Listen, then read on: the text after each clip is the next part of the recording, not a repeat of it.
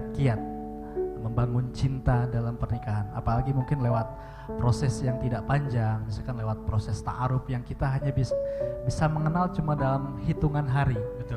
Nah, misalkan seminggu atau ya paling lama mungkin sebulan Bu ya, seperti itu. Nah itu bagaimana Bu ya kiat-kiat membangun cinta dalam bingkai rumah tangga yang seperti itu Bu ya? Sebetulnya yang menjadikan kita serba susah itu kan karena hati kita. Kalau hati kita sudah kecantol, maka akan dibawa kemana-mana susah. Apalagi kecantol dengan sesuatu yang nggak jelas, ya nggak jelas terus dalam khayal. Tapi kalau hati kita masih kosong, plong, Anda seorang wanita yang masih kosong hatinya. Tidak ada Ahmad, tidak Ali, tidak ada Z. Anda kosong, aman. Karena Anda mungkin sibuk belajar, mengaji dan sebagainya. Itu sangat mudah untuk diarahkan. Kalau seandainya ada orang datang, asalkan selama ini wanita ini yang kosong hatinya itu punya kriteria, saya akan menikah, paling mudah memilih orang kosong. Kosong hati itu paling mudah memilih dan mudah menemukan. Repotnya orang itu kan membatasi dunia, dipikir hanya ada dia saja, itu yang susah.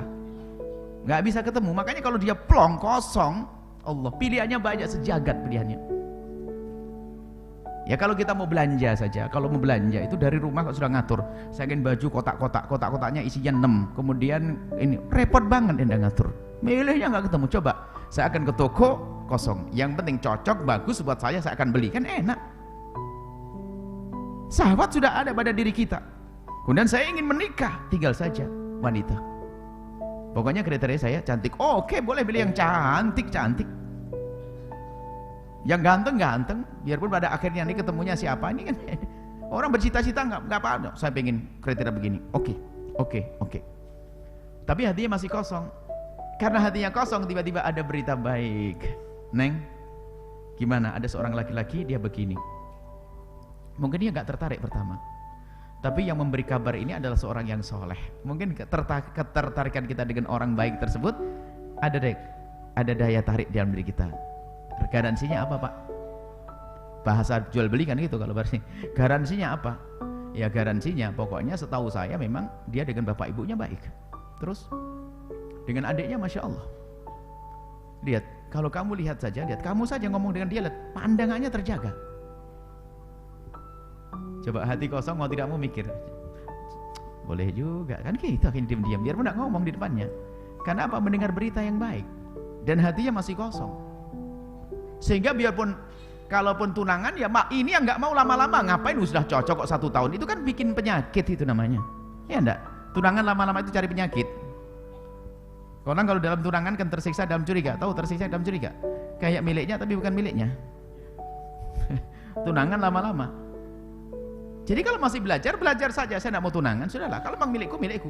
Karena Anda punya batas tadi, punya cara mencintai yang benar. Saya tidak akan main api kok. Sebab kalau menikah kalau tidak pakai persiapan mental akhirnya kacau. Saya belum waktunya menikah. Selagi belum waktuku menikah, maka aku tidak perlu dekat-dekat dengan perempuan. Ya, kalau dia nikah dengan orang lain gimana? Ya tidak apa-apa. Nah, kan hatinya masih nyaman. Tapi kalau seandainya kamu nikah dengan dia ya cocok. Memang dia anak baik toh. Tapi kalau sudah jatuh cintanya sudah terlalu dia, makanya yang paling menyeramkan dalam bercinta itu adalah sebetulnya dia tidak ingin benar memiliki, tapi dia takut kehilangan. Itu paling bahaya. Ayo, rata-rata orang sudah jatuh cinta begitu. Dia tidak ingin memiliki sebetulnya, tapi dia takut kehilangan. Makanya kalau ditanya, Neng, apa yang menjadikan kamu cinta dengan dia? Nggak tahu, Mak. Pokoknya saya nggak mau ditinggalkan. Kan aneh. Suruh memiliki dia mikir. Lah, sebetulnya di saat ditawarkan, dia akan kau miliki, dia mikir sebetulnya. Cuman dia di saat dia ingat takut kehilangan, maju, salah langkah dia. Dan alangkah banyak orang terlanjur mencintai ya kayak begitu itu. Dia sebenarnya masih banyak pilihan yang lain, sodor yang lain bagus-bagus. Apalagi sudah terikat dengan janji-janji. Kemudian wah macam-macam sudah terlalu dekat, maka terjerumuslah wanita tersebut. Baik. Kemudian kalau memang nol hatimu, makanya kami berharap seperti itu, supaya tidak macam-macam, tidak pikiran saya, tidak main api, kebakar nanti naudzubillah. Sebab dengan kenyamanan ngobrol, dari ngomong yang bebas sampai naudzubillah terpeleset zina. Zina itu kan terjadi ya karena dia sering berkomunikasi. Ya hampir jarang. Kelas-kelas orang brutal saja nggak bakal mau. Anggap saya perempuan yang rendah, laki-laki rendah, ketemu langsung ngajak zina belum tentu mau kok. Bagaimana dengan orang mulia, orang baik? Ya sangat jauh, nggak mungkin. karena sering berdiskusi, sering ngobrol, kemudian mengarah urusan syahwat dan sebagainya. Sebab di saat berkomunikasi melalui telepon itu sangat lebih berani daripada di saat bertemu. Kalau bertemu mungkin tidak berani mengungkapkan seperti itu, tapi di saat telepon bebas, karena dia tidak melihat wajahnya, tidak ngomong bebas. Itulah belajar untuk menjelajah sesuatu yang tidak boleh jelajah. Mulai ngomong, mengucapkan pasti bibirmu begini, pasti ini, pasti terus mulai berani ngomong. Tapi kalau lihat belum tuh berani. Cuman akhirnya terbiasa lah, sudah siap di saat ketemu apa yang terjadi? Berzinaan. Na'udzubillah.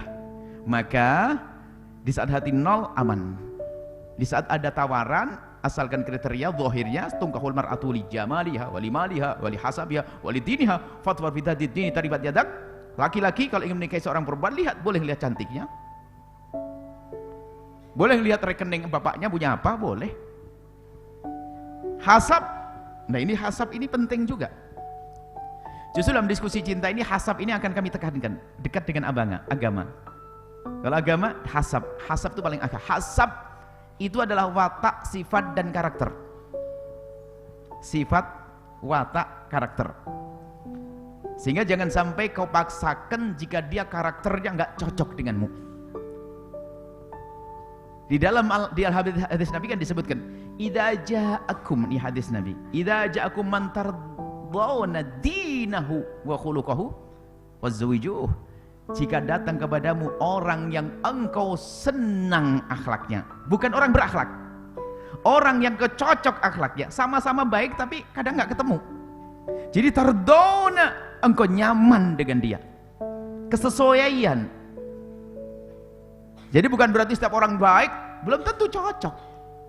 Dia baik belum, bukan Rasul tidak bersabda begini, idza ja'akum mutadayyinun wa khaluqun, di saat datang kepadamu orang beragama, enggak. Bukan orang yang berakhlak, enggak, tapi man tardawna, kau ridho dinahu wa khuluquhu, agama dan akhlaknya. Agama ini adalah macam-macam, nanti kita bahas panjang lebar. Ada beragama agama yang makrifi, pengetahuan. Oh ustaz, ini beragama tadayyun, ustadz punya maklumat. Tapi bukan ini ternyata agama, bukan ini saja. Ada tadayyun amali. Coba. Sama-sama baik. Ini ustadz ilmunya banyak. Ini yang perempuan ini bukan ustadzah, tapi dia ibadahnya banyak. Tadayyun juga kan, din, ini din. Tapi nggak bisa ketemu itu nanti pada akhirnya. Sang ustadz menikah dengan seorang perempuan yang jago ibadah. Akhirnya waktu berdiskusi, kamu itu banyak ibadah tapi ilmumu kurang. Yang istri yang ngomong, abang ini ilmunya banyak tapi jarang ibadah, kan gak enak. Padahal sama-sama nilai tadayyun di sini, sama-sama baik. Makanya kesesuaian ini penting sekali. Dan itu biasanya orang yang melihat. Makanya biasanya kalau ada orang minta, Buya saya minta jodoh, itu mesti saya pelajari dulu. Bukan saya seperti ayam jago ini saya jutukan sama betina ini saya kurung begitu, saya adu begitu, enggak. Saya lihat dulu siapa dia, latar belakangnya kayak apa, terus tugasnya apa, ininya bagaimana, terus bagaimana, perjalanannya gimana, wataknya gimana. Itu biasanya begitu. Kan saya amanat. Paling tidak setelah ketemu ya sudah kebaca.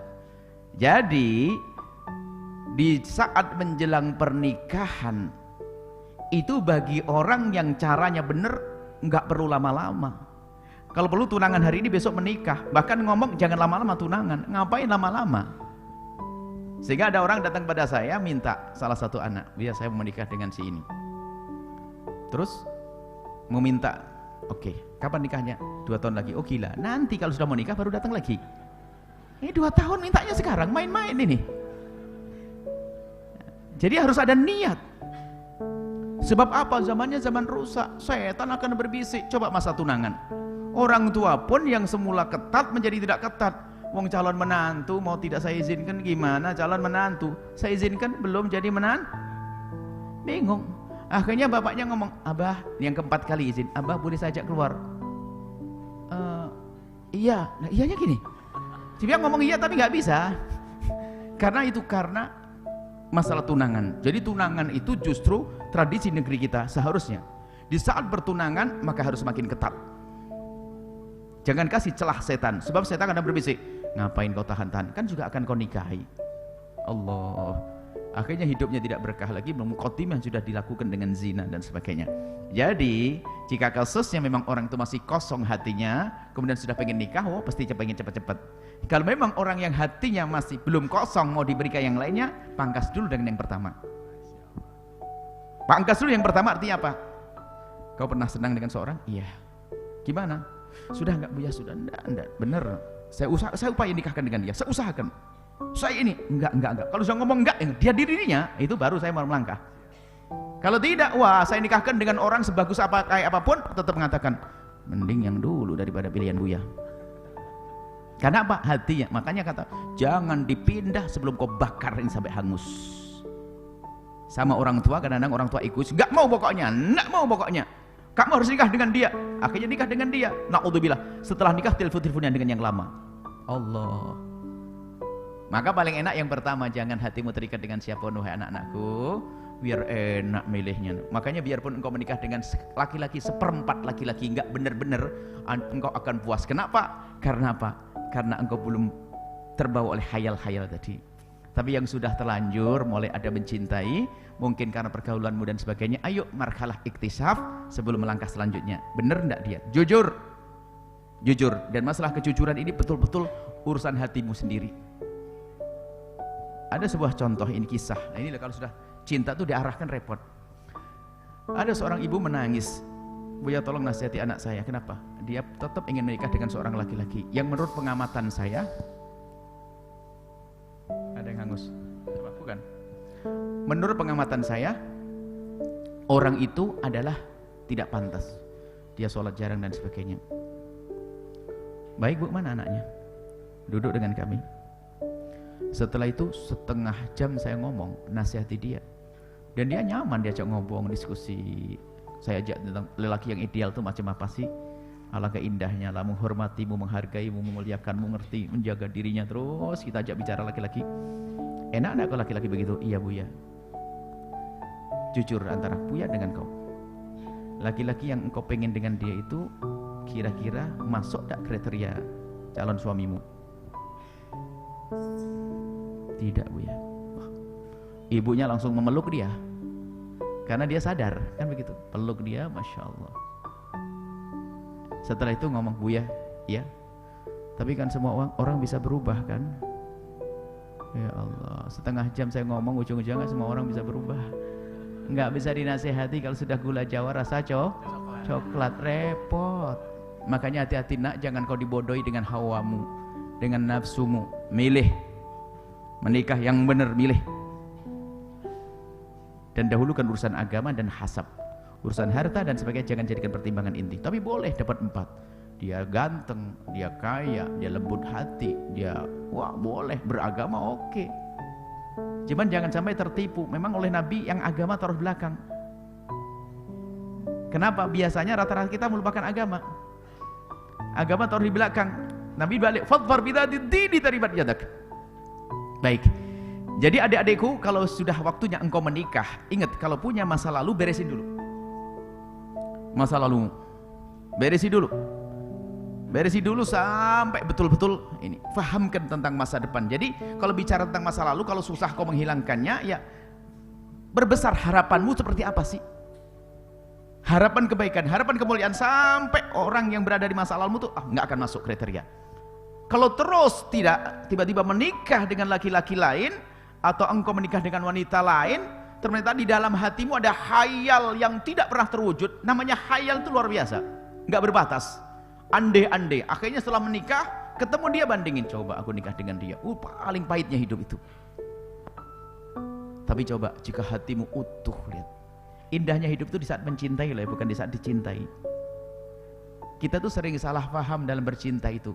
Ada orang minta saya pada Buya, Buya tolong saya minta doa. Doa apa? Buya punya doa muhabbah. Oh punya, saya punya ilmu pelet yang syar'i. Ilmu syar'i itu doa-doa pelet, tapi ilmu peletan ilmu agar cinta. Saya punya. Apa maksudmu Bu? Pengen apa Ibu? Saya pengen suami saya mencintai saya. Makanya kenapa? Aduh Buya sudah pergi marah-marah ini. Perginya ngapain? Ya kerja terus, ya kurang perhatian dengan saya. Nah ini kan salah dalam rumus cinta. Rumus cinta itu keindahannya adalah bukan di saat engkau dicintai, tapi di saat engkau mencintai. Makanya kalau doa itu dirubah, ya Allah tambahkan kecintaanku pada pasanganku, itu yang benar. Jangan ya Allah semoga suamiku mencintaiku. Kalau cuma suamimu mencintaimu kau tidak cinta, enak kumpul dengan dia, sakit. Makanya carilah sebab engkau semakin cinta, tutup segala kekurangannya. Matamu itu hanya segini, jika kau penuhi pandanganmu dengan kebaikannya, akan ketutup kejelekannya. Jika kau buka kejelekannya, terus ketutup kebaikannya. Makanya pandai-pandailah melihat kebaikan pasanganmu. Makanya di saat memilih itu benar. Makanya dalam bahasa sederhana, kalau engkau milih pasangan, masih memilih, pandanglah pasanganmu atau calonmu itu dengan mata melek. Iktisyaf tadi yang benar, cari tahu gini-gini. Tapi kalau sudah menjadi pasanganmu, pandanglah pasanganmu dengan mata remeng-remeng. Jangan dibalik. Menikahnya asal saja dari Facebook dinikahi. Setelah itu lihat ya kacau nih. Kalau sudah menikah remeng-remeng, maafkan kekurangannya. Seperti itu.